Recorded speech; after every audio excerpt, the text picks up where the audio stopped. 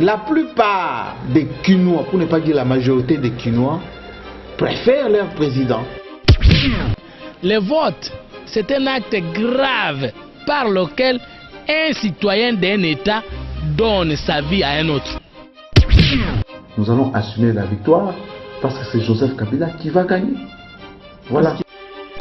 Si c'est que dit Homulumba a gagné, donc c'est inutile. Tout solo laka, makambo, oyaba kashala, naba kengo, naba timisuswa. Nazalakate pour exprimer sentiment nangai, nazo banga bato.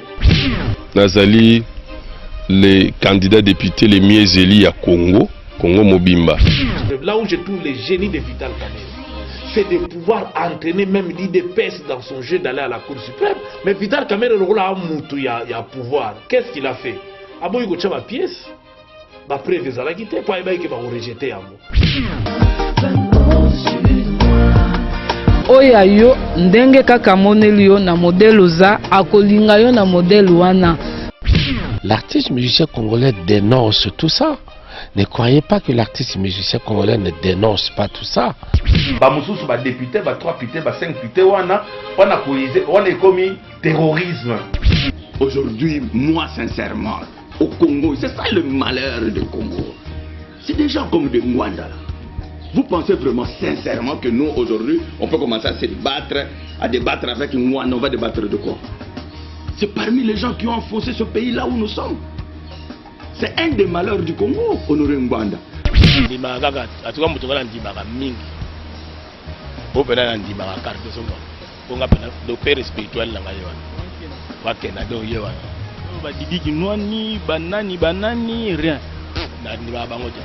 Même Didi Noan.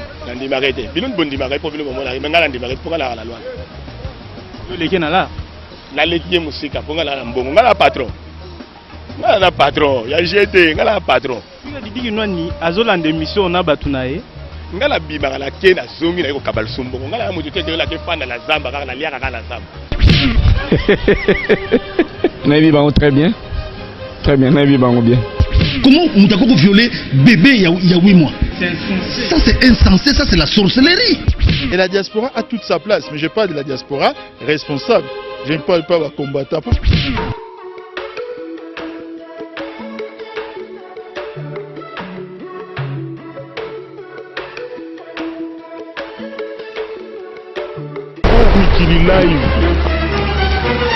Merci pour votre fidélité. Vous êtes toujours accroché sur www.congomikililive.com. Nous vous retrouvions aujourd'hui pour parler un peu de l'actualité politique de la République démocratique du Congo avec notre invité qui est l'honorable Bababa Zachary. Et nous avons le plaisir de les recevoir pour commenter un peu l'actualité. Honorable, bonjour. Bonjour Kadhafi. Voilà, honorable, je me retozonga na Langila, le système Lingala facile toujours.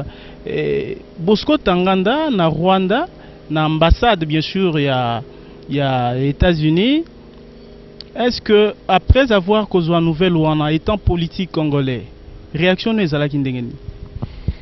D'abord on appelle ça master tout bas en option à poto parce que malheureusement autre bar en internet n'a qu'une maman à angoté.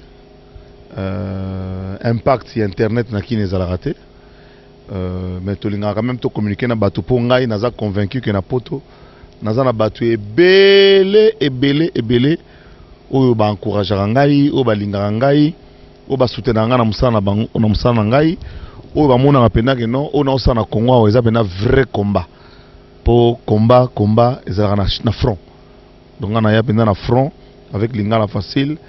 Le combat dans les monde on a pesé sa résultat. Dans 10 ans, on a commis député national et puis nous avons signalé déjà que nous avons candidat gouverneur à la ville de Kinshasa.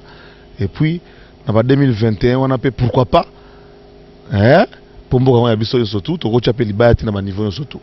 Donc, on a fait ces bâtons surtout, on a fait Congo surtout.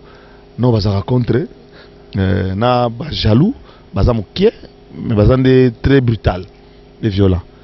Jaloux, on a 10 000. Mais bazande sikoyo brutalité makasi et puis violence makasi. Jalousie pe nzambe pe abisinga na bangate que ako éliminer jaloux moko pour séparer bango na ba combattant ya ba idée. pour combat eza combat ya ba idée eza combat ya nzoto te ngai baba baso mwana likili na osa vie na ngai nazo bunda na mboka pour na se stabiliser et puis pour na ko avancer na ninga makambo kino normalement. Bon l'histoire Bosco Tanga na ba guerre est wana ba cop on va on belé déjà eza ba cop ya mindele na ba yanketu ya est parce que ngai lem sous nazo réfléchir en tant que humain. Comment mutu oyo bazo tumba ba ndako ba koko na ye, comment mutu oyo bazo violer ba tante na ye, banan kasi na ye, bazo violer ba mama leki na ye, azo kipete. On dirait que likambu ya batu ya province Équateur, batu ya Bandundu, les deux Kasai na ba Congo ne bazo lobela likambu est koleka bata est bango moko bandanga na comprendre likambu wana na kota ngote bano zo sala lision na nani honorable. Non, ça les on a Vital Kamere. Bato bazo violé batata mwasi na ba maleki na ba village ba otumba batata kut na. Na osala allusion na Rubero Azarias. Rubero alobagarie yem television ba Bosco Tanganda alobagarie. Avant na kina village mystique pemé na fleuve. Na osala allusion na Bambusa Nyamwisi. Na osala allusion na ba Serufuli. Non, c'est la liaison avec tous les yaya au bâton de la Kini bazo régner alors que Kini jour Kini au signé et vous avez maman la signature. Donc toloba si je wana pour l'honorable Zakari et ça non sens n'est pas en anglais. Et ça cop parce que comment veux-tu bakangi mutu et puis bazu tant tiens que nous comme ambassade alors nous côté une ambassade à Amérique. Bakangi était mais ami côté si ami Kimisi kuna. Arrêté au Rwanda. C'était arrêté au Rwanda. A Omi Kim Sandé les gens. Donc ça cop mon boy et puis il y a une ambassade des États-Unis na Congo États-Unis na CPI bazana ba corte yango question lingé landex que extradition na ye kozala possible ça dit que état américain ba kozoye bango moko parce que guerre à est il faut bata poto ba bango yango tozana besoin bato bazana le besoin lobby hein yango ta na outil poto wana pona outil wana na kutani kaka na bateau il faut na kutana bango on a monné qui bazana sens bazana ba connexion ça dit que combattant o yazana connexion na Quai d'Orsay ndo nga na kutana nginaye combattant o yazana connexion na rue de la Loi nde na monaki mais combattant ya Matonge ya Château d'eau ya Château Rouge na monaki bango te na Paris na outil Belgique na outil Bruxelles pour rester conforme Bruxelles na Paris. Kobeta tour na obeta tour siko calamité na Genève PK pour compte en solo. En quelque sorte ba oya Matonge bazali moins utile pour l'honorable. Combattant Matonge, ça combattant Matonge non kene to ça l'hôtel, y a rien à attendre. Combattant obeta na Matonge na obeta na Château Rouge na gare du Nord, na gare du Midi. Aza na port moko te wana za ba combattant groupe ba jaloux. Ba moko ba saka ba lia nga lia mbonga l'état. Ah na kini kabila ba mbongo te ba lota. Na bosara danger. Pour na commander na komi lelo na bosa na saka ba pub bani bato na ndeko na kinet bato na zakara vivant ndeni na lamuka à 5h30 déjà 7h na bureau na bandi ba réunion na zo boulé ndé na ko gagner là ndé na ko sa mo plus RTL ndé na ko sa mo boy kutu banda na comme député na comme mpiaka. Ah bon mais ouais pour député à l'arte parce que ça de toi on a 13 000 $, va le coûter il y a 12 000 alors. Non un député national gagne 6 250 $. C'est quand même beaucoup d'argent. Oui, mais c'est beaucoup d'argent et c'est par rapport à quoi? Par rapport à quoi? Nous sommes des députés nationaux. Écoutez, il ne faut pas que médiocrité zalaka. Et puis toujours, nous ta majorité dans votre opposition. Tu as eu des PS, vous comprenez? Mais là, je défends parce que d'abord, nous cotisons dans nos partis politiques et on nous avons action tous les jours. Nous participons. La majorité pour télévision, nous avons crédit dans la banque. Dans la télévision, je vis de l'argent, il y a télévision dans la. Vous n'allez pas dire que Lupango Tokuti na Katsa Gombe, aux autres immeubles, aux autres Outara Nambon à télévision, parce qu'il y a à peine quelques, je crois, 1 année ou 2 ans. Oh, bon, télévision Foutarat. Dans la compte dans Bracongo, il y a 1 année. Allez, imagine-toi au Bamo. Bracongo paie ça à 12 000 $ par mois. Sauf cela on fois 12. Somba Lupango, il y a 300 000 T. Mais non, mais écoutez, mais on a qu'à Bracongo. Bongo Bralima, bongo RTL. Il y a un qui encouragé bana poto. Oh baby moussala bayakine. oyo tout ayebi musala ayakine ndenge na recruté déjà parti à Paris Louise Gbagbo azoya comme présentatrice ya Lingala Facile nakine confirmation et honorable Zakari. Oui, yango yo César Ngadi ayebi batutu bayebi aya ko banda musala distraction na lobiki na uti Paris nakutana ba combattant au bazana connexion au bayebi groupe ba lobby français. Le lobby est fait d'information. Exactement, tu es de la gare. Ce que tu es de la gare, tu es na gare. Tu es à l'aéroport Roissy, place Sarkozy à Bimarasoka à outil étranger. Tu es au côté en Belgique, place Elio Dirupo à Bimarasoka à l'étranger. Honorable, le bon durée, on a un problème dans mon tour. Il faut prouver que na Salaki, na Zongi, na Kota à place au Kota raté. Papa, na poto, hein. Zana kutu na uti na ambassade bachela nga la kunati o doki passeport nga congolais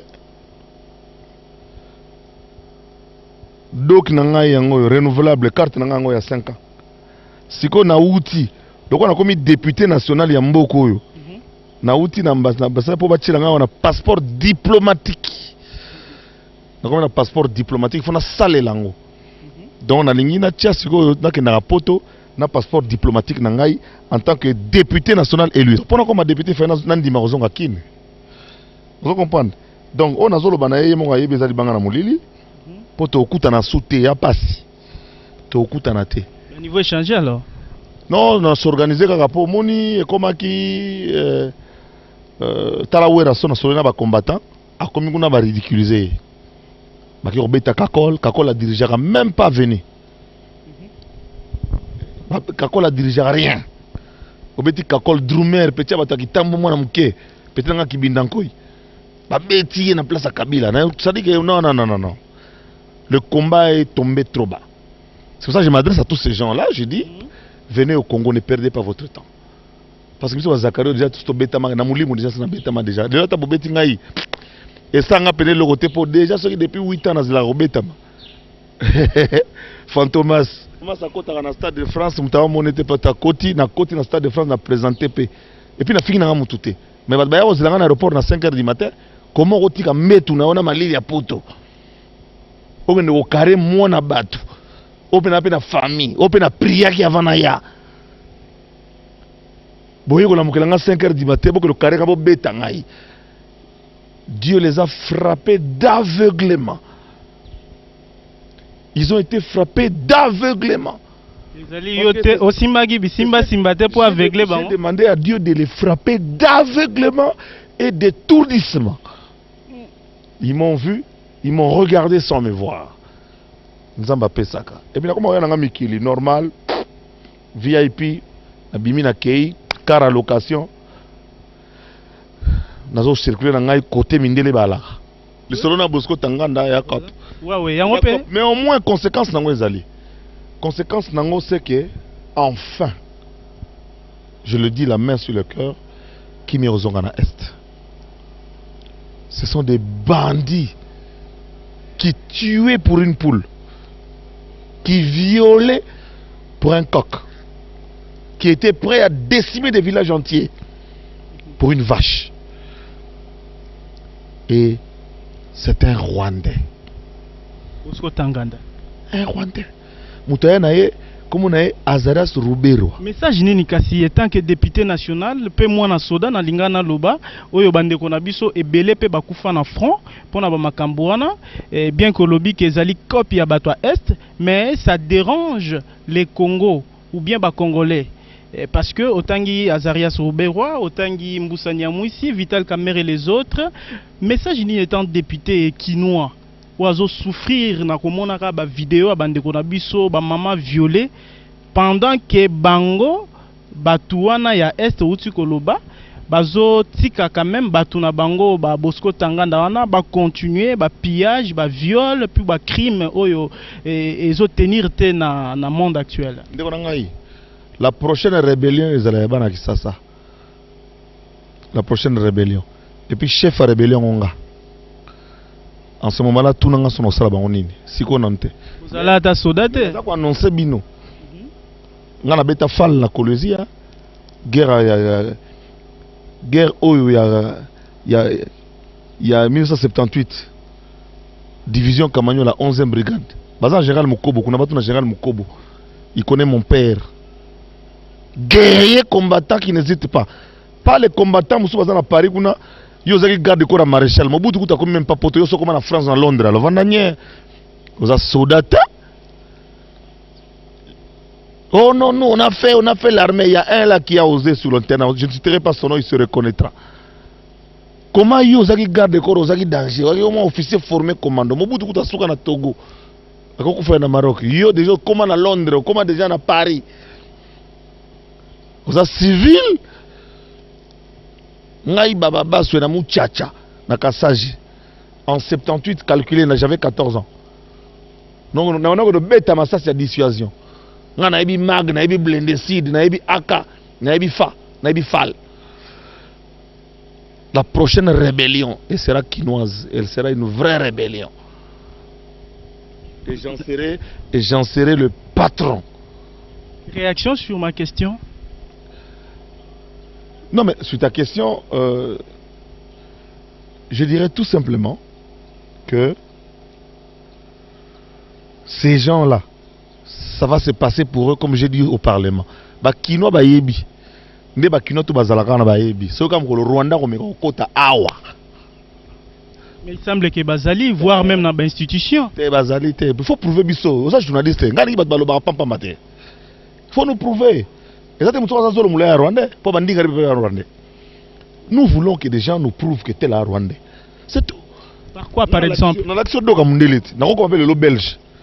On doit évoluer dans la mentalité.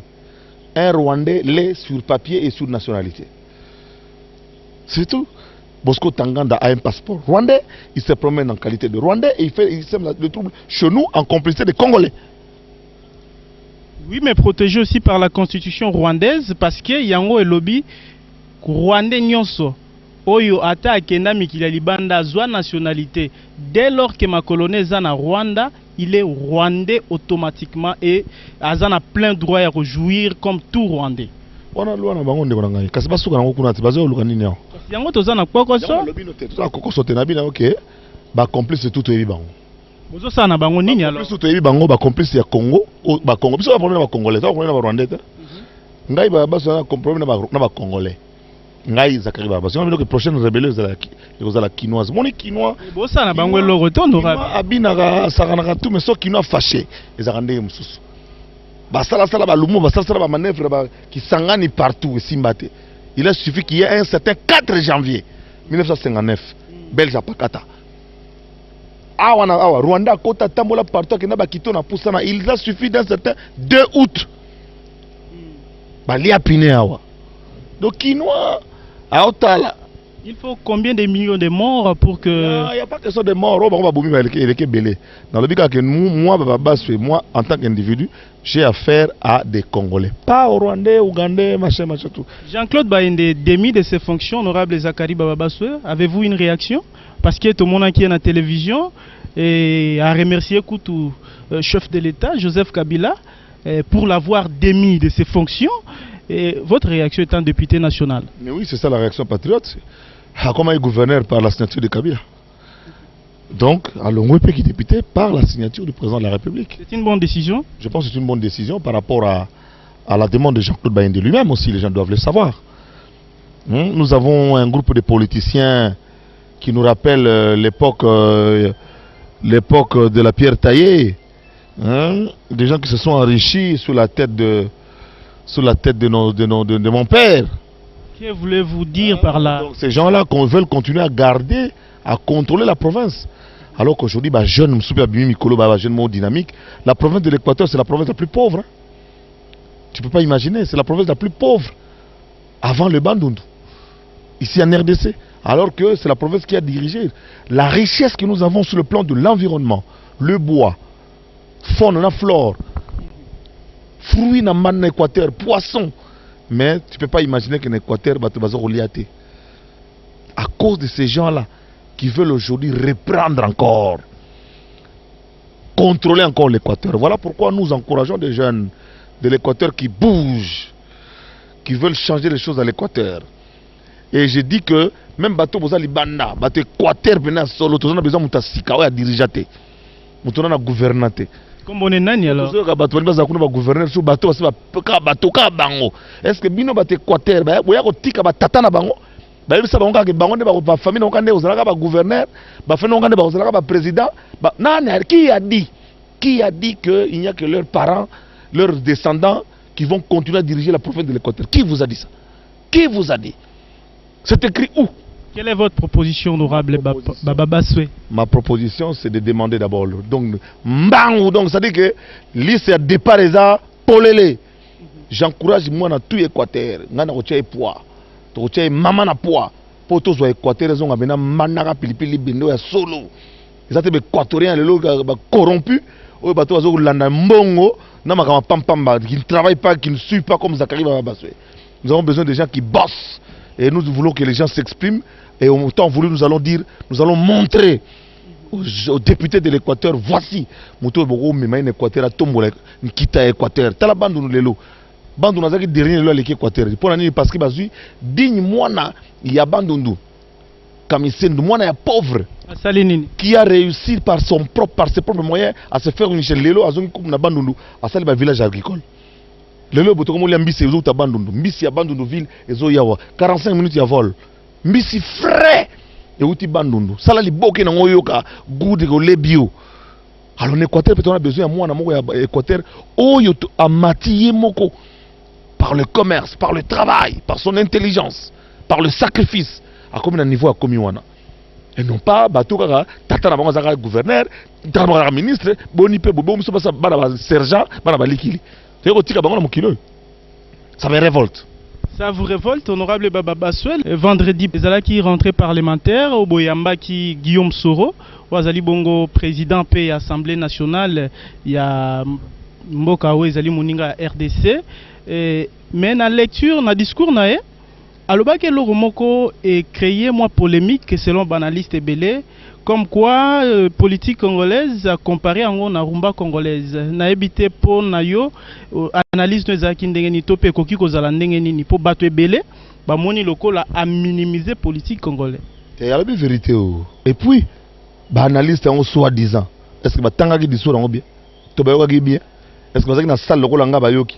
Ou bien on analyse là on libanda kakabo et ça c'est comment Bouzoba tout le monde parle de tout le monde et tout le monde parle de ceux qui ne maîtrisent pas. Peut-être Batala la télévision c'est aussi normal. Mais oui mais tout sur la télévision c'est qu'il faut yoka. Ngai na landi messi ya pape. Bande bandeliti suka. Na yupo na yoka olobanini.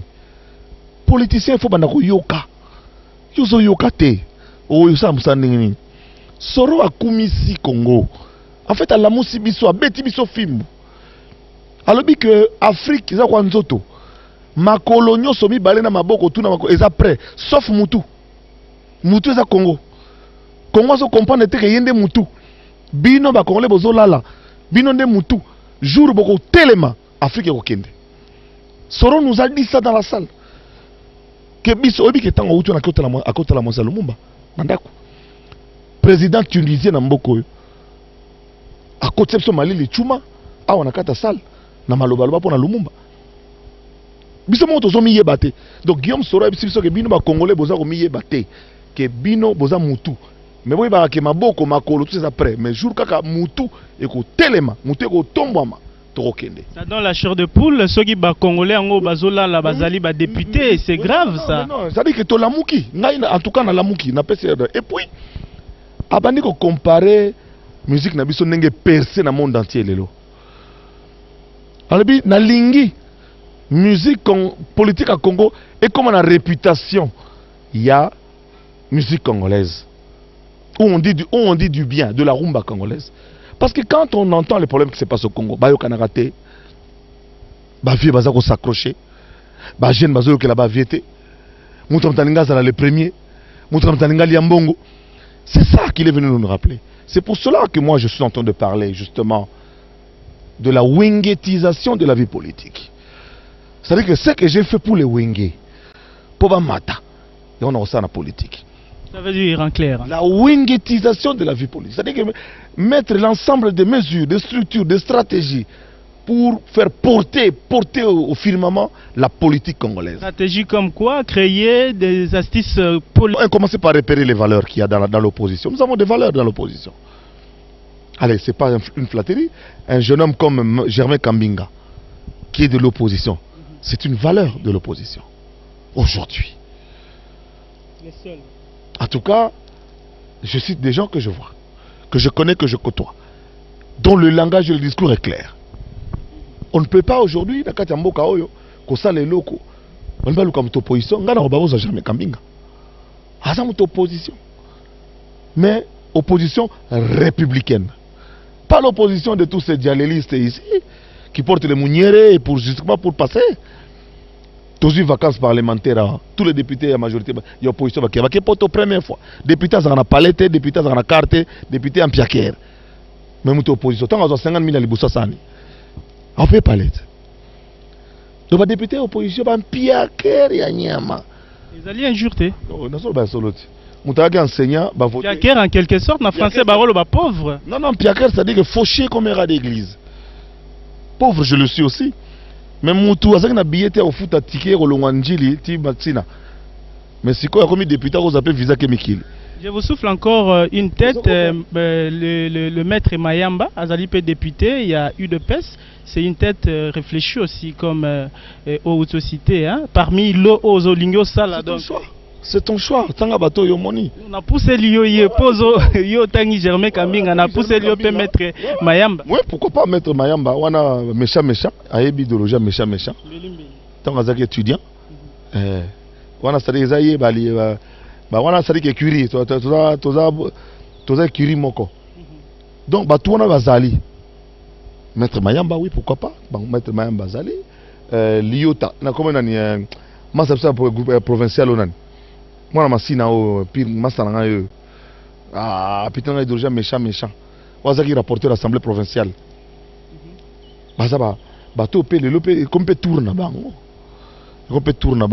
Dernière question, honorable Zakari. Na landa qui interview moko, il y a Papi Tamba, Wazali moko, il y a Bino en majorité. Na Jekoko Mulumba, na site voisin. Na Badir, il y a Jekoko Mulumba et Ameka qui kobenga wananga na zolo ba makam Papi Tamba loba une interview na yo parce que hier kenda iko répondre Jekoko Mulumba comme quoi il voulait s'en foutre na ba institution pour dire mboka na biso politique ya malamu te et puis kobenga ministre lokola Mende de Tchakou national tozomona lokola na majorité bino na bino bozali lokola ba brebi pe 100 mètres parce que ceux qui ba propos ya bongo ezobima bino na bino ça donne même pour ça il y a Rosala majorité en haute. Ça montre que Kabila est un démocrate. Député à majorité mais avec un comportement de l'opposition. Il a raison. Jekoko était un député élu. Il a un mandat il a un mandat national. Jekoko Mulumba a été élu le même jour que le chef de l'État. Il doit exprimer son point de vue. Il peut se prononcer sur tout le monde. Il peut se prononcer. C'est un député, monsieur. C'est un élu. Et maintenant, le point de vue de Jekoko, plus le point de vue de Zakari, plus le point de vue dilué, ça va donner un seul point de vue majoritaire. Mais au moins, nous avons la liberté et la latitude de porter des jugements sur le comportement de nos ministres. À l'UDPS, toi, tu peux faire la contradiction. À l'UDPS. Tu peux contredire, tu sais que ou MLC, Jean-Pierre Mbarotika que nous contredire. Tant que la partie opposition yo yebi, o yo ko kene beta le solo contre président. Donc on peut applaudir Jekoko pour son courage. Oui, Jekoko a courageux, moi la soda, parce que comment ça se courage à ma père. Tout ça se courage à ma père. Donc Jekoko Mulumba député national élu. Il a été élu ici avec une écrasante majorité. Hein? Na Kingabo na limité azui atiki lango mwana mai musu atiki na provincial pour toi on a besoin de niveau ville azat député national un député ne commente pas le point de vue de notre député tant que tu as réunion majorité sikoyo totie ba peser ba pour na ba compte to komisa position yo so mona biso na suka to misi position moko eza mobulu sika boende chef de l'état benga bino kinga kati po azongisa bino su mulongo soki bo panzani bo lobby tokenda kinga kati Kabila pele musaka na kinga kati po ayoka biso tokenda kinga kati po ayoka biso ba différents points de vue neti biso ba Zakari Babaso puis à recadrer bino. Écoutez, nous avons un chef de file, nous ne sommes pas... Parce qu'il y a toujours des brebis galeuses. Nous ne sommes pas des anarchistes, monsieur. Nous sommes des démocrates. Ce n'est pas de l'anarchie à la majorité présidentielle. Nous, si nous disons, opposition, par rapport à nos intérêts, en politique, il n'y a pas d'amour, il n'y a pas d'amitié, il n'y a pas de sentiments, il n'y a pas d'église, de religion, il n'y a que des intérêts. Quel est l'intérêt que la majorité présidentielle a à nommer ou à mettre telle personne sur tel poste? C'est ça qui nous intéresse. Le reste, c'est la foutaise. Dernière question, honorable Zakari. Les Congolais au Bazotalayon en Congo, puis un peu partout dans le monde, ils peuvent espérer la classe politique qui a l'élo, que Kobimisa Congo na place aux Tozali à Sewana. Ngai jour na sentir que politique n'est pas ça, on a mon simbité na kokité na tiki na kei. Et puis je qualifierais à l'époque ou bien des aventuriers ou bien Tobo Sanabango. Pour l'instant, il y a espoir. Ne rêvons pas. Nous devons nous sacrifier. C'est-à-dire que Bissomo, il faut ton dit ma sacrifice. Ton dit ma sacrifice. Moi, je travaille à Télé Bruxelles, avec un contrat. Mais Lélo, na tika Télé Bruxelles, pour Nazonga, na bandako bandela ne bandeli. Na yako sa lingala facile. 86 personnes travaillent chez Zakari Bababaso. 86. Tant au Banda Direct TV, je vais encore recruter 60. Donc nous serons ici au Bamo. Je vais employer 150 de vos enfants ici. Mais pour être comme bon, il a fallu que je quitte l'Europe pour venir. Boza et Bénin à Poto. Boza la moi, soutenir moi D3, D7. Au moins 6 familles se dégagent. Oui, puis c'est chaque famille africaine, tout ça, tout bon. C'est ce que moi j'encourage les gens. Pour créer un emploi au Congo. Bateau, teka noa, na Poto. Vous savez, fanatique, na minute, banzembo. La douane, s'il vous plaît. Douane mboka na biso eza makambu ya batalaka bane ya bakar wana bana poto combat neto zongi boye boko sepela parce que to juger car en fonction ya contrôle technique to juger car par rapport à neta poko za na car mo ya danger 1970 mais contrôle technique dango à point na car mo ya muke oyo ezalem sous récent mais eza na ba problème ya ba fonctionnement de ba car musu bazonga wana o Renault et boyi ba moteur ba landengo et kangami na 150 km/h. Mais karasika. Donc ngai Zakari Bababaso c'est pour na bien importance à poto pour ngai pe ngana tata poto. Na mona poto na tata poto. Pour na ya poto na kitata. Na ne mona kisasa bino ndebo na poto. Nazo bunda makasi pour na mituka ezonga kokota en fonction à contrôle technique. To koti saka mituka oyo contrôle technique zana na bomoi et kota na mboka na biso pour na ko remplir banini. Deuxième chose nazo bunda ba camion minene. À raison de 1000 camions au contrôle technique zana normal, ba camion pena ba 10 pneus.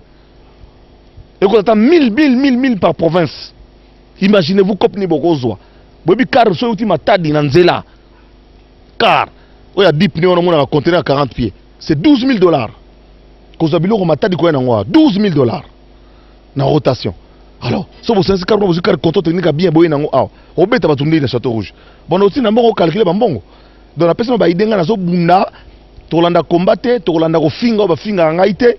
Na ina landa que Poto et Salisa Congo, contrôle technique n'est primé sur Makambuya, année à fabrication. Yami Balé, Bagar mi Balé, 1000 camions par province, 1000 camions à Bandundu, 1000 camions Équateur, 1000 camions, camions on est 1000, et fout à douane T, au moins 11 000 véhicules, et fout à douane T na Congo, uniquement pour la dessert agricole. Avant tout, quand on a basé à Maï, il y a une fleuve Zali, il y a une barge belé. Où on a un peu se développer. Aujourd'hui, il y a la jalousie. Merci beaucoup, honorable Zakari Bababaso. Na banalise au Sali, je crois, milliers d'internautes au Balandi Bisso un peu partout à travers le monde. Bazali satisfait parce que Bayoka un peu moins kala. Merci pour votre attention. Mais Félix Tshisekedi, na olu bengani saïda parlement. Pozo ko Sabino. Azoralar. Bozana Félix Tshisekedi, moi na Tshisekedi. Oh combattant, oh va venir changement. Adamaralar. Nangana yoka ki apesa ngwa tane kol mo mbujimai. Rien. Adamara tout. Ça les virement à transfert $6,250 par mois. et ça les 4000 €. Aza pépélé. Il y a vous continuez à combattre. Combattez toujours, combattez, continuez à combattre.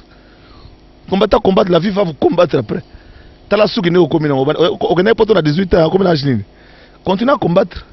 Mais Félix Tshisekedi a bien 6 000 par mois, x 12, x 5. Je vous défends de faire le calcul. Merci beaucoup, merci pour votre attention, merci à Michel Nzazi, merci à tous les internautes de par le monde, Joseph Yanni Bokoumon depuis Canada, merci à frère Jean-Louis Mbioka depuis Toulouse, Maman Victorine Kialana Genève. Moi je suis là pour poser des questions et Boyoki va répondre sur Honorable Zakari. Restez toujours sur notre site www.congomikililive.com. On se retrouve très prochainement avec le même plaisir. Au revoir.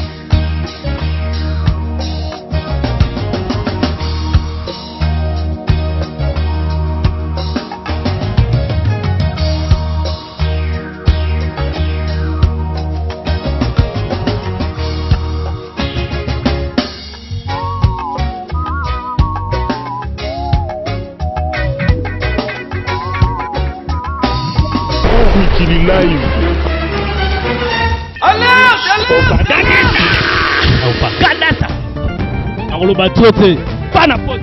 Mission Sigoya Sankara de Kunta, fini la récréation. Fini la récréation, mission Oyo, et fidé Pena va faire tout. Désormais, na Congo Mikili Live, Congo Mikili Live, Congo Mikili Live, Bando Swasikoyo.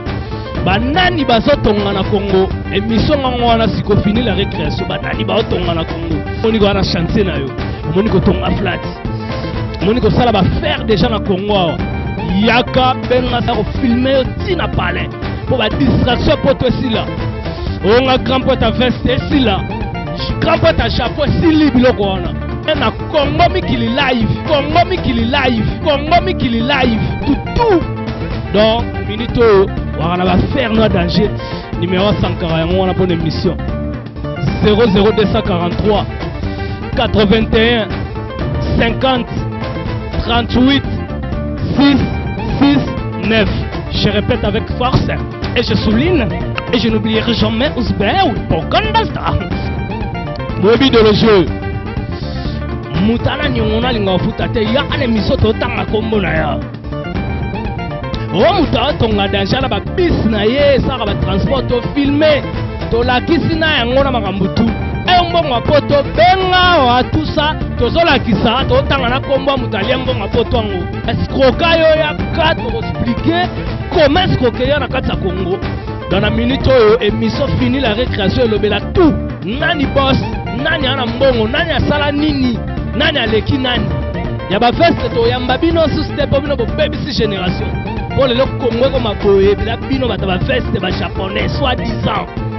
Désormais on en a marre de tout ça. Ba to benga ba yuma ba baka to comme na besoin ba yuma ba tonga après traîner ba ngwa. Ba grand poète ba veste boko le kakuna na mangam na ba chapa lukuta. Désormais so banda déjà. O to ebika na chance. O to ebika na ba kamuna dashi. Benga Sankara de Kunta et la kisame na mokili mobimba na Congo Mikili Live, Congo Mikili Live, Congo Mikili Live avec commentaire à Sankara de Kunta to lali na mabele na nenga opaganda ça. Rendez-vous déjà ne pas manquer, merci. Toro banana nani. Mikili Live. La plupart des Kinois, pour ne pas dire la majorité des Kinois, préfèrent leur président. Le vote, c'est un acte grave par lequel un citoyen d'un État donne sa vie à un autre. Nous allons assumer la victoire parce que c'est Joseph Kabila qui va gagner. Voilà.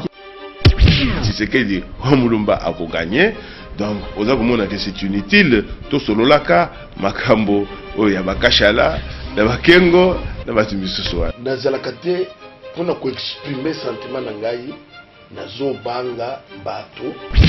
Nazali les candidats députés les mieux élus à Congo, Congo Mobimba. Là où je trouve les génies de Vital Kamerhe, c'est de pouvoir entraîner même l'IDPS dans son jeu d'aller à la Cour suprême. Mais Vital Kamerhe, il y a pouvoir. Qu'est-ce qu'il a fait? Abo il a ma pièce, ma preuve est à la guitare, il va rejeter. oya yo ndenge kaka moneli yo na modèle oza akolinga yo na modèle wana. L'artiste musicien congolais dénonce tout ça. Ne croyez pas que l'artiste musicien congolais ne dénonce pas tout ça. Bamususu ba député, ba 3 députés, ba 5 députés, on a commis terrorisme. Aujourd'hui, moi sincèrement, au Congo, c'est ça le malheur du Congo. C'est des gens comme des Ngwanda. Vous pensez vraiment sincèrement que nous aujourd'hui, on peut commencer à se battre, à débattre avec Ngwanda, on va débattre de quoi? C'est parmi les gens qui ont enfoncé ce pays là où nous sommes. C'est un des malheurs du Congo, Honoré Ngwanda. Rien.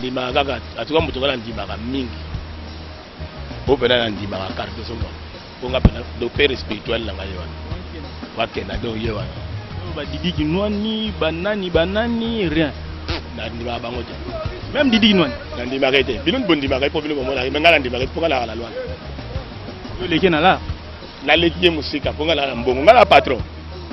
La patron, il y a GT, la patron.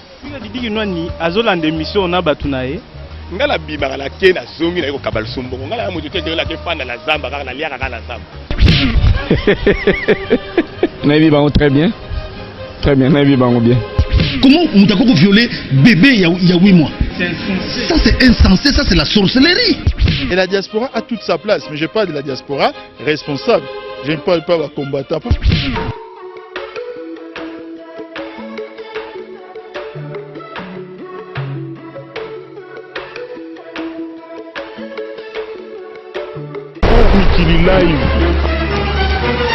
Merci pour votre fidélité. Vous êtes toujours accroché sur www.congomikililive.com. Nous vous retrouvions aujourd'hui pour parler un peu de l'actualité politique de la République démocratique du Congo avec notre invité qui est l'honorable Bababaswe Zakari. Et nous avons le plaisir de les recevoir pour commenter un peu l'actualité. Honorable, bonjour. Bonjour Kadhafi.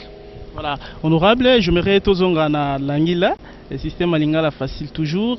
Et Bosco Tanganda, na Rwanda, na ambassade bien sûr, il y a États-Unis.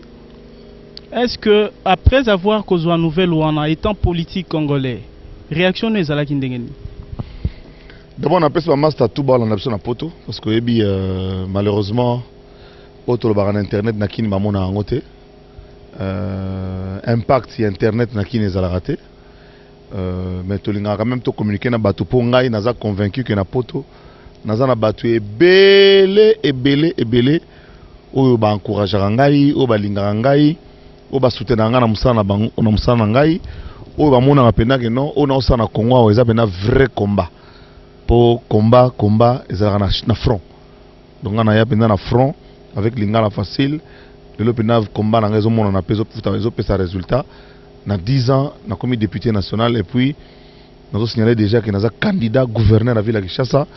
Et puis en 2021, on a fait pourquoi pas pour moi, on a surtout, on a fait le niveau surtout. Donc, on a fait ce bâton surtout, on a fait surtout.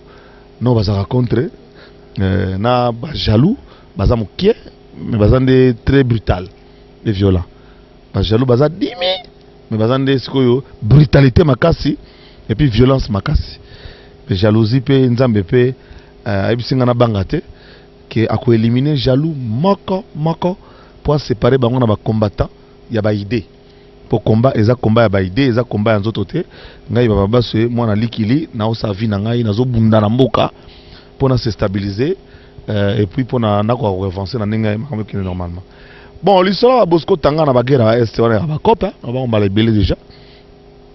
Et ça ba cop, il y a Mindele na bayanketu ya Est. Bayanketu ya Est. Parce que ngai l'aime sous son réfléchir en tant qu'humain. Nami comment mutu oyo bazo tumba ba ndako ba koko nae. Comment mutu oyo bazo violer ba tante nae. Banan kazi nae. Bazo violer Maman Lekinaï, Azo Kipete. On dirait que les ya batu ya province Équateur, batu ya Bandundu, les deux Kassai, Naba Congo, ne baso le bel Kamba Est, que les rabata Est, bangomo, bananga na comprendre les Kamwana. Na kota angote. Banozo ça la liaison nan honorable. Non, ça liaison na Vital Kamere.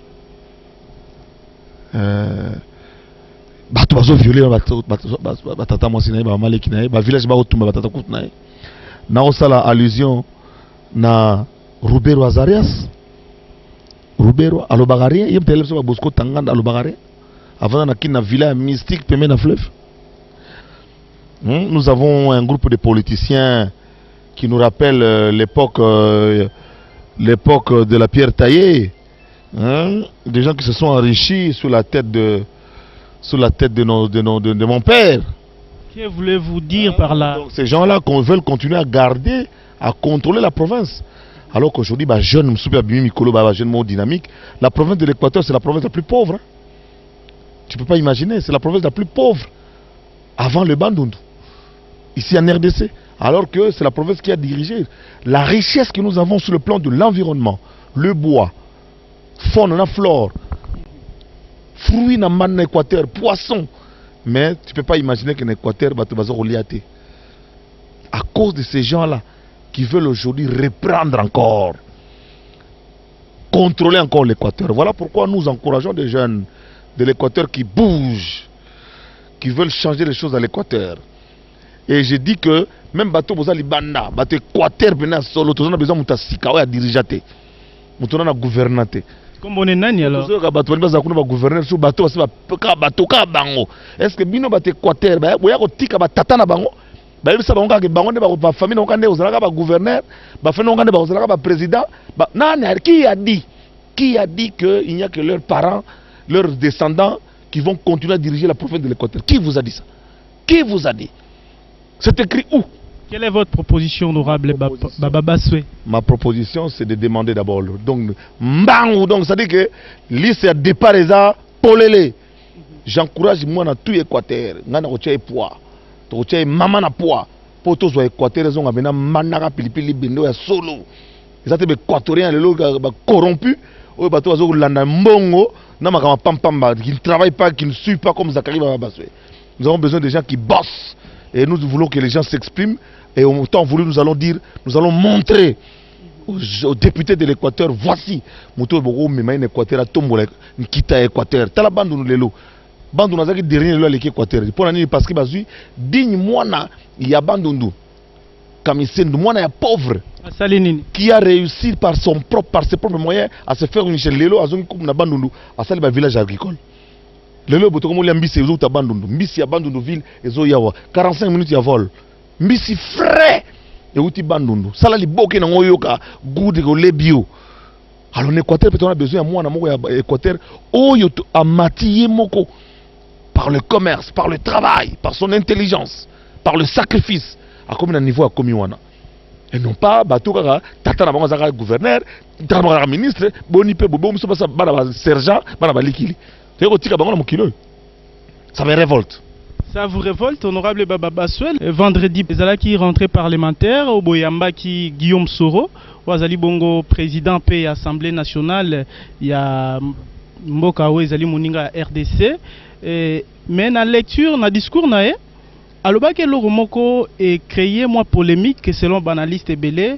Comme quoi, politique congolaise a comparé à la rumba congolaise. Na ebité pour nayo analyse nous aki ndengeni topé koki kozala ndengeni ni pour battre belé, ba moni lokola a minimiser politique congolaise. C'est la vérité. Et puis, ba analyste en soi-disant, est-ce que ba tanga ki discours en bien? To ba yoka ki bien? Est-ce que ba na salle lokola nga ba yoki? Ou bien on analyse là on libanda kakaboy ne ka ça c'est comment bozoba tout le monde parle de tout le monde et tout le monde parle de ceux qui ne maîtrisent pas. Peut-être batala une télévision c'est aussi normal. Mais oui mais toujours la télévision c'est qu'il faut yoka. Ngai na landi messi ya pape. Bande bandeliti suka. Na yupo na yoka olobanini. Politicien faut banda ko yoka. Yozo yoka te. O yosa musandini. Soro akumisi Congo. En fait à la musi biso abeti biso fimbu.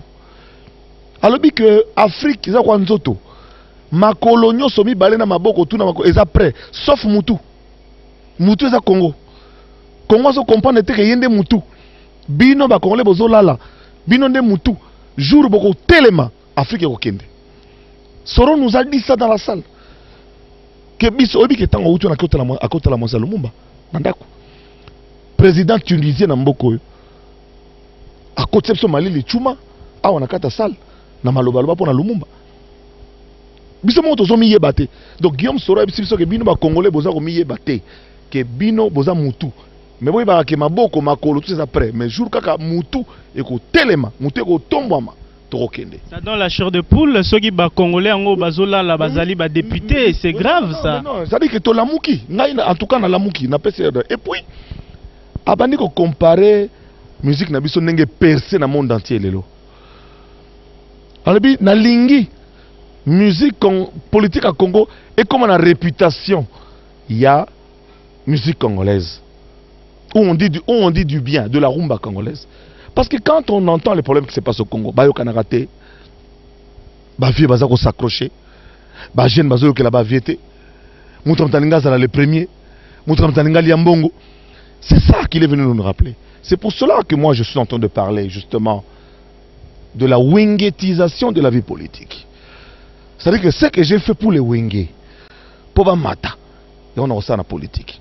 Ça veut dire en clair. La wingetisation de la vie politique. C'est-à-dire que mettre l'ensemble des mesures, des structures, des stratégies pour faire porter au firmament la politique congolaise. Stratégie comme quoi? Créer des astuces politiques. On commence par repérer les valeurs qu'il y a dans l'opposition. Nous avons des valeurs dans l'opposition. Allez, ce n'est pas une flatterie. Un jeune homme comme Germain Kambinga, qui est de l'opposition, c'est une valeur de l'opposition. Aujourd'hui. En tout cas, je cite des gens que je vois, que je connais, que je côtoie, dont le langage et le discours est clair. On ne peut pas aujourd'hui, dans le Mboka Oyo, que ça les locaux, on ne peut pas faire opposition, on ne peut pas Germain Kambinga. C'est une opposition. Mais opposition républicaine. Pas l'opposition de tous ces dialélistes ici qui portent les mounières pour justement pour passer. Tous les vacances parlementaires, tous les députés, la majorité, il y a opposition qui va pour la première fois. Députés en palette, députés en carte, députés en piaquer. Même opposition, tant qu'on a 50 000 à l'Iboussa-Sani. On fait palette. Donc les députés opposition, en piaquer et à Nyama. Ils allaient injurter. Non, non, c'est solo. Moutagi enseignant, Piaquer en quelque sorte, en français, barolo ba pauvre. Non, non, Piaquer, c'est-à-dire que fauché comme un rat d'église. Pauvre, je le suis aussi. Mais Moutou, avec un billet au foot à ticket, au Longwanjili, Tibatina. Mais si quoi, comme député, vous appelez Visa Kemikil. Je vous souffle encore une tête. Le maître Mayamba, Azalipe député, il y a eu de PES. C'est une tête réfléchie aussi, comme aux sociétés. Hein. Parmi l'eau aux Olingos Sala. C'est ton choix. Tanga bato yo moni. On a poussé l'yo pozo yo tangi Germain Kambinga, on a poussé l'yo pe mettre Mayamba. Oui, pourquoi pas mettre Mayamba? On a méchant, ayebi idéologie méchant. Tant que étudiant, on a sadi zaye bali, on a sadi que curie, toza curie moko. Donc bato on a bazali. Mettre Mayamba, oui, pourquoi pas? Mettre Mayamba zali. Liota, na comme on a ma ça pour groupe provincial onan. Moi, je suis pire, putain, il méchant. On a rapporté l'Assemblée provinciale.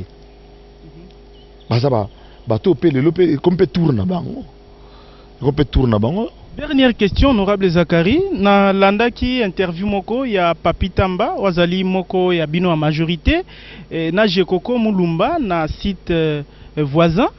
Nabadir, il y a Jekoko Mulumba et Ameka ki kobenga wananga na zolo ba makampapi tamba loba une interview na yo parce que hier kenda iko répondre Jekoko Mulumba comme quoi il voulait s'en foutre na ba institution pour dire mboka na biso politique ya malamu te et puis kobenga ministre lokola mende de Tchakou national tozomona lokola na majorité bino na bino bozali lokola ba brebi pe 100 mètres parce que ceux qui ba propos ya bongo ezobima bino na bino ça donne même pour ça il y a Rosala majorité en haute. Ça montre que Kabila est un démocrate. Député à majorité mais avec un comportement de l'opposition. Il a raison. Jekoko était un député élu. Il a un mandat il a un mandat national. Jekoko Mulumba a été élu le même jour que le chef de l'État. Il doit exprimer son point de vue. Il peut se prononcer sur tout le monde. Il peut se prononcer. C'est un député, monsieur. C'est un élu. Et maintenant, le point de vue de Jekoko, plus le point de vue de Zakari, plus le point de vue dilué, ça va donner un seul point de vue majoritaire. Mais au moins, nous avons la liberté et la latitude de porter des jugements sur le comportement de nos ministres. À l'UDPS, toi, tu peux faire la contradiction. À l'UDPS. Tu peux contredire Tshisekedi ou au MLC. Jean-Pierre Marotikayo que nous contredire. Tant que la partie opposition, yo yebi, o yo qui nous bête contre le président. Donc on peut applaudir Jekoko pour son courage. Oui, Jekoko a courageux. Moi, la soda, c'est comment ça se courage à ma père. Tout le monde se courage à ma père. Donc, Jekoko Moulumbaza, député national élu. Il a été élu ici avec une écrasante majorité. Hein? Na Kingabo, on a limité. Azui a tiqué moi, na a tiqué na provincial pour toi, on a besoin de niveau ville. Azad député national, un député ne commente pas le point de vue de notre député. Tant que tu as une réunion majorité, si tu as pesé pour na compte, tu as mis sa position, yo so mon abiso na suka to mis sa position moko eza mobulu. Sika boende chef de l'état benga bino kinga kati po azongi sabino su mulongo soki bo panzani bo lobby to kena kinga kati Kabila pele musaka na kinga kati po ayo kabiso to kena kinga kati po ayo kabiso ba différents points de vue na biso ba zakari ba baso. Puis à recadrer bino. Non, écoutez, nous avons un chef de file, nous ne sommes pas. Parce qu'il y a toujours des brebis galeuses. Nous ne sommes pas des anarchistes, monsieur. Nous sommes des démocrates. Ce n'est pas de l'anarchie à la majorité présidentielle. Nous, si nous disons, tu veux que tu opposition, par rapport à nos intérêts. En politique, il n'y a pas d'amour, il n'y a pas d'amitié, il n'y a pas de sentiments, il n'y a pas d'église, de religion, il n'y a que des intérêts. Quel est l'intérêt que la majorité présidentielle a à nommer ou à mettre telle personne sur tel poste? C'est ça qui nous intéresse. Le reste, c'est la foutaise. Dernière question, honorable Zakari. Les Congolais au Bazotalayon en Congo, puis un peu partout dans le monde, ils peuvent espérer la classe politique qui a l'élo que Kobimisa Congo na place autozali à Sewana. Ngai jour na sentir que politique n'est pas sala na moni simbite na no bana mai na kokite na tiki na kei. Et puis je qualifierais à l'époque batongo ou bien des aventuriers ou bien batongo ya tinate tobo sana bango. Pour l'instant, il y a espoir. Ne rêvons pas. Nous devons nous sacrifier. C'est-à-dire que il faut ton dit ma sacrifice. Ton dit ma sacrifice. Moi, je travaille à Télé Bruxelles, avec un contrat. Mais lelo na tika Télé Bruxelles pour nazonga na bandako bandela ne bandeli. Na ko salinga la facile. 86 personnes travaillent chez Zakari Bababaso. 86. Tant au banda Direct TV, je vais encore recruter 60. Donc nous serons ici au Bamo. Je vais employer 150 de vos enfants. Non, ça la lésion na Mboussa Nyamwisi. Non, ça la lésion na c'est Rufuli. Non, ça la lésion na tous les yaya au baton de la Kinia bazo régner. Alors que Kini jour Kini au signé et aux la maman la signature. Donc toloba si je wana pour l'honorable Zakari, eza non-sens n'est baloba en anglais. Eza cop parce que comment veux-tu bakangi mutu et puis bazu tant tia que nous comme ambassade. Alors kota tina ambassade ya Amérique. Bakangi était mais ami kotisi ami kimisi kuna. Arrêté au Rwanda. C'était arrêté au Rwanda. A omi kim sande ya lengenzani. Donc ça cop mon boy et puis il y a l'ambassade des États-Unis, États-Unis na Congo. États-Unis na CPI. Bazana ba corte. Yango question lingélande est-ce que extradition na ye kozala possible? Ça dit que l'État américain va rezoyer bango moko parce que guerre à est il faut battre poto ba bango yango tozana besoin bato bazana le besoin lobby. Hein? Yango ta na outil poto wana pona outil wana. Na kutana kaka na bato il faut na kutana bango. On a mona ki bazana sens bazana ba connexion. Ça dit que combattant o yazana connexion na Quai d'Orsay. Ndonga na kutana nginaye.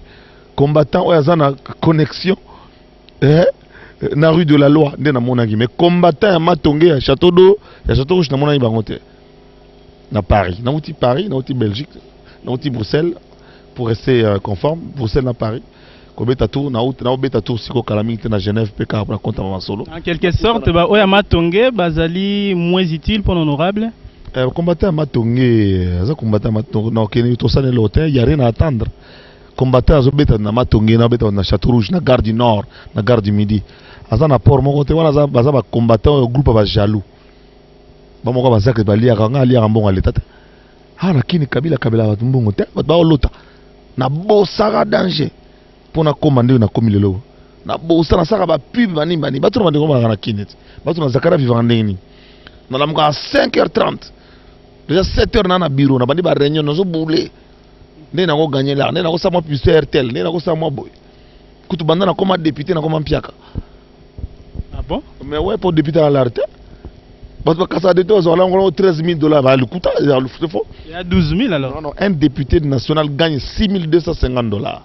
C'est quand même beaucoup d'argent. Oui, mais c'est beaucoup d'argent. Et c'est par rapport à quoi? Par rapport à quoi? Nous sommes des députés nationaux. Écoutez, il ne faut pas que médiocrité zalaka. Et puis, toujours, on a ta majorité dans votre opposition. Tu as eu des PS, vous comprenez? Mais là, je défends parce que d'abord, nous cotisons dans nos partis politiques et on nous fait action tous les jours. Nous participons. La majorité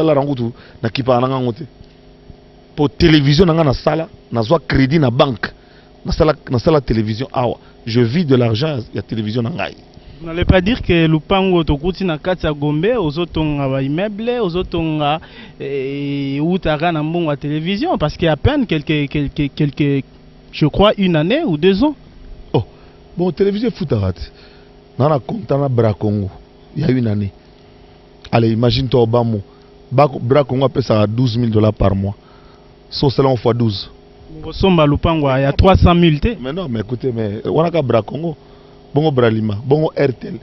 Il y a un qui a encouragé Bana Poto, oh baby Moussala, Bayakin. Oh yo tout a ébi Moussala, Ayakin. On a recruté déjà parti à Paris. Louise Gbagbo, Azoya comme présentatrice, il y a l'Inga la facile. Nakin.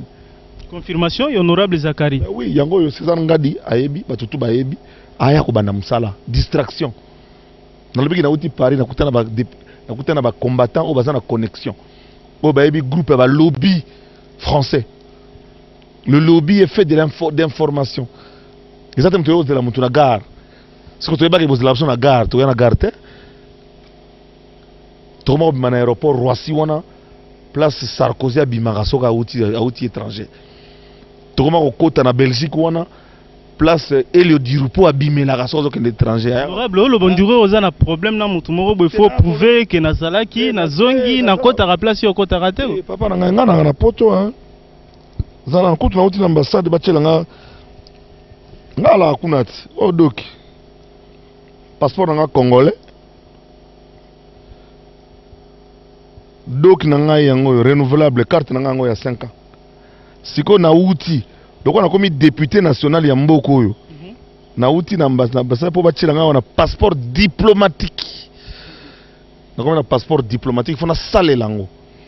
Donc na lingi na tia siko na ke na poto na passeport diplomatique na ngai en tant que député national élu. Pour comme député finance nandi marozonga kin. Vous comprenez? Donc on a zolo banaye mo ngaye bezali banga na mulili. Pour te okuta na sauté ya pasi te okuta na te. Le niveau est changé alors? Non, on s'organise kaka po moni ekomaki talawera so na solena ba combattant akomi kuna ba ridiculiser. Ba ki obeta Kakol a dirigé même pas venu. Kakol a dirigé rien. Obeti Kakol Drumer petit bataki tambo mwana muke petit nga kibindankoi. Ba beti na place à Kabila. Ça dit que non. Le combat est tombé trop bas. C'est pour ça que je m'adresse à tous ces gens-là. Je dis, venez au Congo, ne perdez pas votre temps. Parce que Zakario déjà tout bétama, Namoulimou déjà c'est bétama déjà. Déjà t'as bobeti ngai. Et ça n'a pas le côté pour déjà ceux qui depuis 8 ans dans la bétama. Fantomas. Thomas à côté dans le stade de France, mutawa monete pas ta côté, na côté dans le stade de France na présenté p. Et puis na fini na mutute. Mais ba ya ozilanga na aéroport na 5h du matin. Comment otika metu na ona malili ya poto. Open au carré mwana batu. Open up na famille, open na prière qui avant ya. Boye ko la mukelanga 5h du matin pour que le carré ka bo beta ngai. Dieu les a frappés d'aveuglement. Ils ont été frappés d'aveuglement. J'ai demandé à Dieu de les frapper d'aveuglement et d'étourdissement. Ils m'ont vu. Ils m'ont regardé sans me voir. Nzamba Pesaka. Et puis, comment on a mis normal, VIP, Abimina Kei, car à location. Nous avons circulé dans le côté Mindele Bala. Le Solona Bosco Tanganda ya cop. Ouais, yango pe. Mais au moins conséquence nango ezali. Conséquence nango c'est que enfin, je le dis la main sur le cœur, Kimi Ozongana Est. Ce sont des bandits qui tuaient pour une poule, qui violaient pour un coq, qui étaient prêts à décimer des villages entiers pour une vache. Et c'est un Rwandais. Bosco Tanganda. Un Rwandais. Moutaya naye, comme on a Azarias Rubero. Message nini kasi étant que député national, pe mwana soda na lingana loba, oyo bandeko na biso ebele pe bakufa na front, pona ba makambo wana, bien que lobi ke ezali copie ya bato est, mais ça dérange les Congo ou bien ba Congolais. Parce que Otangi Azarias Rouberois, Otangi Mboussa Nyamwisi, Vital Kamer et les autres, message ni étant député quinois, oiseau souffrir na komonaka ba vidéo bandeko na biso ba maman violée pendant que bango batuana ya est uti koloba bazo tika quand même batuna bango ba Bosco Tanganda wana ba continuer ba pillage ba viol puis ba crime oyo ezo tenir te na monde actuel. Ndeko ngai. La prochaine rébellion, ils allaient à Kisasa. La prochaine rébellion. Et puis, chef de rébellion, on a. En ce moment-là, tout le monde est sur la banque. Si on a vous allez à ta soldate. On a annoncé Bino. On a bêta fall la Colosia. Guerre, il y a 1978. Division Kamagno, la 11e brigade. Bazan Général Mukobo, on a battu Général Mukobo. Il connaît mon père. Guerrier combattant qui n'hésite pas. Pas les combattants, monsieur Bazan à Paris, kuna yozaki garde corps à maréchal. Mobutu kuta comme même pas poto yoso comme en France en Londres. Alors vandanier, vous avez soldats. Oh non, nous on a fait l'armée. Il y a un là qui a osé sur l'antenne. Je ne citerai pas son nom, il se reconnaîtra. Comment yozaki garde corps, yozaki danger. Yozaki au moins officier formé commando. Mobutu kuta souka na Togo. Ako fait na Maroc. Yo déjà comment à Londres, comment déjà à Paris. Vous êtes civil,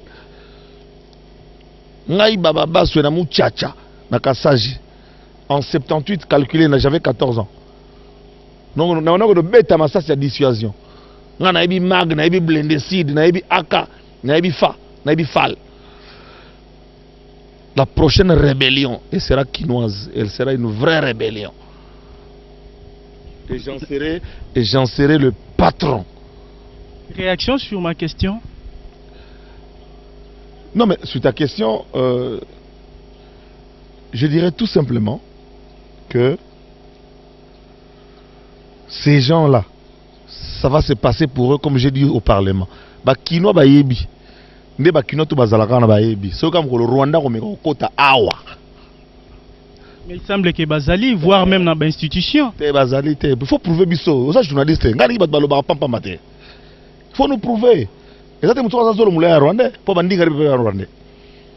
voulons que des gens nous prouvent que tel est Rwandais.